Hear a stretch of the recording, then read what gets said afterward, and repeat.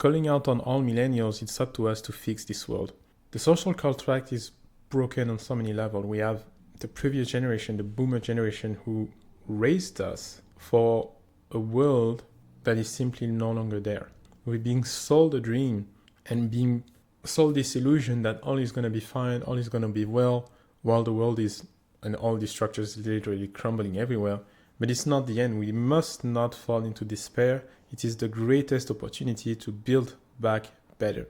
And we need to become more empowered and inspire the future generation. Otherwise, we're going to just disappear into the void, being crushed by all the AI stuff that Gen X is building and just lose our humanity. If you don't know who I am, I'm Lenny. I'm a certified NLP life coach, and I teach about how you can build a life of your dream through esoteric knowledge and identifying a subconscious pattern that blocks your blessings. Nowadays, we are approaching at the time I'm shooting this video, the end of the year. So many of us are, for those fortunate enough, are going to have to spend some time with the family, with relatives, and often than not parents. And it will certainly be a difficult period for the few of us if you grew up in a dysfunctional family settings. From my personal experience, I used to dread that period of my life, the end of the year, because I knew there would certainly be conflict and chaos with all the family traumas that have been unresolved in my family. But I've learned to come up to peace with it and to just be myself no matter what and let the people react. Not simply bottle it in, not simply accept or being a doormat, setting firm boundaries and say when something is not acceptable or do not accept this behavior anymore. I'm not here to tell you to steer shit up, basically. Like, no, that's not what you want to do.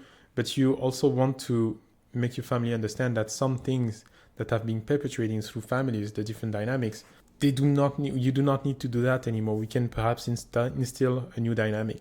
Once you've done the work, you've truly done the work on yourself, you want to become a better person, more conscious, more self-aware, more aligned with God, and create abundance into your life, you need to be able to set boundaries and to not let the judgment, I would say, of your relative or people who haven't done the work get to you. The so-called spells or incantation that people may cast at you. You might be, working on a personal project. It is hard perhaps, or a business that haven't taken off or worked in a way you wanted it to.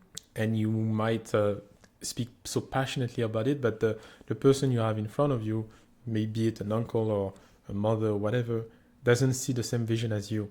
I'm here to tell you that the vision you have for yourself, that vision that God put into your heart, you can achieve it. Don't let the negative voices tell you can't. Because the boomers do not truly understand how the world has changed so drastically. You see through the veil, you see all the manipulation through the media, all the negativity that is broadcasted and the mass hypnosis that the earth is under, that humanity is under. But I believe the majority of us are also conscious enough to just say, screw this shit, I'm going to do my own way. This is where your true power resides. And don't be afraid to stand firm on your boundaries, but practice the law of detachment. I think I've read in a book, a friend that had shared to me a passage in a book called Let Them, or When Adults Throw Tantrums. It's basically the lack of emotional intelligence of other people who are casting all sort of projection when you say something that displeases their ego, or they don't have the necessary detachment or emotional intelligence to realize about what they said, and perhaps it wasn't the best thing or the best way to put it, and to clarify in the way they intended to share whatever they were sharing or talking about. For example, take this situation. You say something and that person in front of you reacts, the usual way, making a negative comment, judging. In that moment, instead of reacting and dragging yourself down to hell to the same level of that person, detach yourself. In that moment, feel whatever you need to feel, but don't let the emotion become you. And just respond back from a place of clarity once the emotion has passed, and say it, whatever you need to say, and you feel the need to say in the moment, with respect, detachment. Remember, don't play the game of the ego. Don't drag yourself down to their level.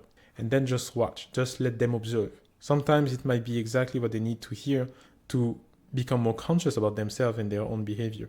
If things become really too chaotic, because you could be also psychic or more sensitive to energy, it's not because you are overly sensitive and it is a mental label that you put on yourself. You're just more conscious, more aware. When you are just more present within yourself and more elevated, you become more sensitive to everything by the time your nervous system needs to adjust. Don't hesitate to withdraw if it is too much. Don't hesitate to take a step back as well, to set the boundaries with yourself. You don't need to necessarily endure with the person who instills negativity in your life. That's also a way to respecting the boundaries. The boundaries you set are not with others, but are with yourself. And I've made these mistakes so much in the past, so much I've let things slide with many people because I thought I could fix them or I needed to self-sacrifice, etc. But you don't. More often than not, you just share and you just observe. When you are into that place, truly, not only do you reclaim your power over your own emotions, but you can truly see the person for who they are and all the emotional wounds that they refused to face in their life, but they are not yours to fix. Don't let the people use you as their emotional cocoon or emotional regulator. They are adults. They can take care of themselves as such. And it's not your role to regulate them. It's for them to find out how to regulate themselves. If you've liked this video, please consider dropping a like and follow. And don't forget to comment as well if you have any challenge or how do you handle difficult situations like these at the end of the year. You may help a fellow human navigate this the end of the year and this period in their lives. In the meantime, I wish you a happy new year, Merry Christmas, and I will see you in the next video.